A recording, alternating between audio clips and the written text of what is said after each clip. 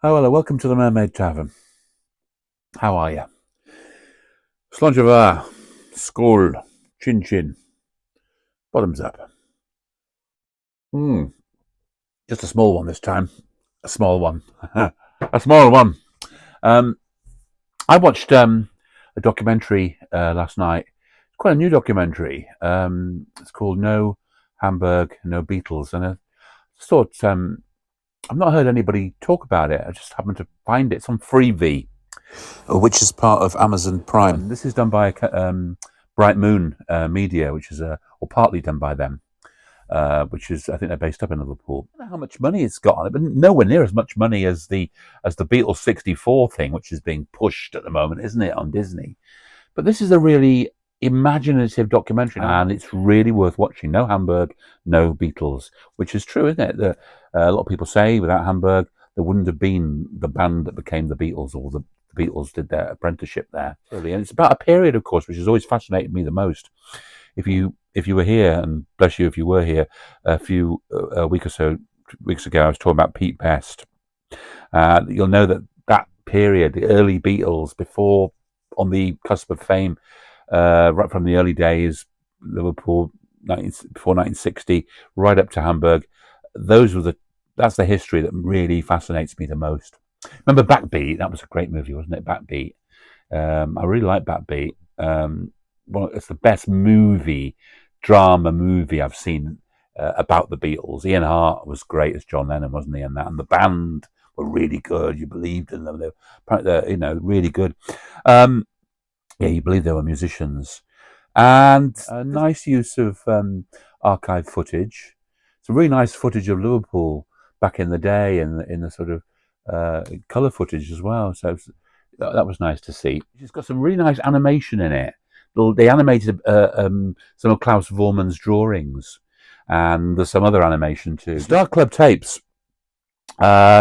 I think I know. Apparently, Peter Jackson's working on them at the moment, isn't he? Sort of. Is that right? It would be fantastic if somebody animated them. Really good animation. Like, I don't know whether I heard that as an idea, or whether somebody actually did say, "Wouldn't that be a great Beatles film?" The Star Club tapes cleaned up with animation, animating trying to get the sort of John with a toilet seat over his head, but the rawness of the Beatles coming out, and they've just animated a few things anyway, not just in the van, the Comma van driving along, and Klaus is interviewed in it. I'm not sure it's a new interview. I think it might be an archive one. It might be a new interview. Carol Phillips. They talked to Carol Phillips, who's the daughter of Lord Woodbine, who was with Alan Williams, of course. This great Liverpool guy. If you know about Lord Woodbine, you'll know who he is. Went off, of course, on that very first time that Alan Williams took them over to via Holland to Hamburg, and that great picture that was taken by that war memorial in Arnhem. Lord Woodbine's the black guy on that. Never seen her interview before, so we'd like to have heard more of her actually. And they talked to there's a woman called Rosie McGinty. She was a barmaid at the Kaiserkeller, and she's really great lady actually. She sounds German lady. Sounds a bit like. First of all, before you see her, you hear her talking. I thought it was Astrid. First of all, Astrid Kircher, but they do have a bit of Astrid talking as well, audio archive. But there's new interviews with Rosie, and she's interesting. I didn't know, did you, that she ended up marrying Tony Sheridan? They talked to Jürgen Vollmer. They talked to Jürgen Vollmer. It reminds us that Jürgen inspired the Beatles haircut. Do you know? There's not refreshingly though. There's not too much background. There's a bit of background at the minute. They've got this history guy, author, Frank McDonough, talking about World War II bombing, about Hamburg, and also about Liverpool. And it doesn't have too much of a recap, as in all the Beatles history that we know, which is, if you know about the Beatles, you don't need too much catch up, do you? And this is only just under an hour, so it doesn't waste more than about, it doesn't spend more than about 7 or 8 minutes doing all the bits that you get to Hamburg, which is great. And there's not too many talking heads in it, which is nice too. There's too many talking heads. There's nice use of archive audio of John, George, and Paul. Really nice. And Astrid. There's they show Klaus Vormann, Jürgen Vollmer, as I say. They talked to some promoters. Ian Hines, he was an early promoter in Hamburg. 1960, apparently met up with Bruno Kuschmieder, the guy from the Kaiser Keller, who had this idea because he'd been to, the story, he'd been to see the Two Eyes Coffee Bar in Soho. Inspired a lot of people, didn't it? A lot of things. Mona Best was inspired by that, as you know, to open the Casbah. And Bruno, this guy, who's an interesting guy, really. He's sort of portrayed in this as being a bit of a complicated figure. He was gay, like Brian. Fell out with the Beatles big time, as we know. So Ian Hines, brother of Fraser Hines, fair enough, who was in Doctor Who and Emmerdale Farm. And they met Little Richard there. They've got a bit of archive of Little Richard talking. And he tells this very funny story about John Lennon kind of barricading him in the dressing room, not letting him out. There's some lovely archive footage of Alan Williams. Dear Alan Williams, bless him. Much missed. Alan Williams!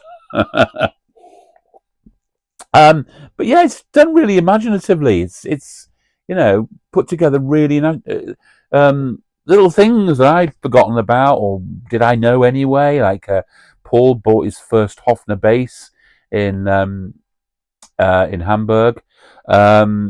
The jackets, they weren't always wearing leather. They were wearing these handmade purple jackets. This photograph here, which is actually the jackets were actually purple, and I think I'd seen pictures of that, but I thought, oh, has this been colour enhanced? But no, they were really purple. It's really evocative. It really captures the Hamburg days, And they played long sets as well, Dear old Paul, he's still playing long sets today, isn't he? Bless him. He had his apprenticeship. It just reminds us of a lot of stuff about how raw this period was. It ends with John Lennon saying, "We were born in Liverpool, but we grew up in Hamburg," which is like that line he said. It's true. There, I remember a quote from John Cooper Clarke. He said something like, "Dear John Cooper Clarke, the Bard of Salford." He said something like, he was talking about the Beatles and the Stones, that sort of rivalry, and the fact that Andrew Oldham, as we know, marketed the Stones as the bad boys, which is false, really, because when Mick was doing his accountancy exams, as John Cooper Clarke said, the Beatles were entertaining prostitutes and gangsters, and it was a tough apprenticeship for them. And George was only 17 when they first went, so they were young lads. It captures the excitement, the rawness of it.